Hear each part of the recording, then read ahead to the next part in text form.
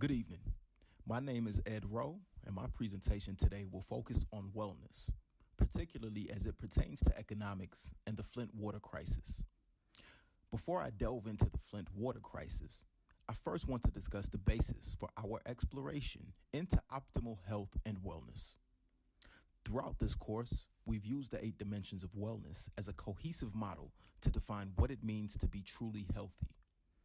This interdisciplinary approach is on display in a modern society as there's a strong correlation between economic prosperity and enhanced occupational wellness.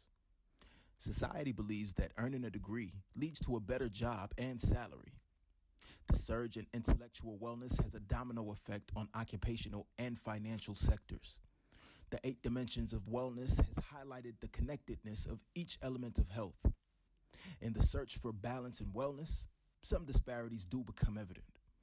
From culture to culture, injustice is often the best catalyst for social change. As a graphic designer, I've studied how art has been used as an agent for socio-political change. The battle for greater social, cultural, and financial equality continues to spark many designers' work. I welcome the opportunity to spark change. But being a graphic designer doesn't come without its share of health issues, as eye strain and back pain tend to come along with this career. While technology has had a negative effect on some, it has also helped to reconnect families. Ironically enough, as our ability to gain access to newer technology grows, many in Flint, Michigan have been denied access to a fundamental natural resource: fresh drinking water. Flint's water crisis started in April of 2014, when city officials, in an effort to save money, chose to switch the city's water supply from Lake Huron to the Flint River.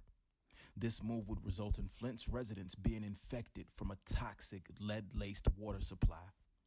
The presence of E. coli and lead caused water officials to increase chlorine levels in the water in order to kill the harmful bacteria.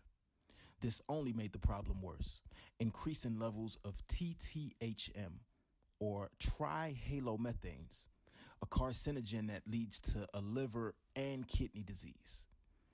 Flint residents were forced to boil drinking and cooking water that had now turned brown and smelly, all while paying soaring monthly rates in the process.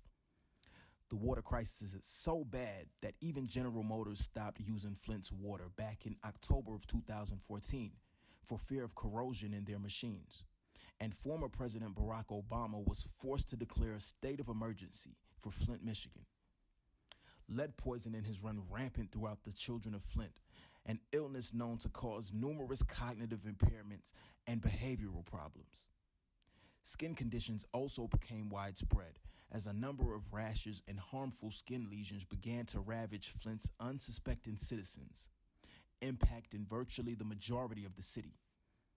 Now, while the central issue is clearly centered around the detrimental effects of toxic water, Flint has an even larger, more socio-political crisis.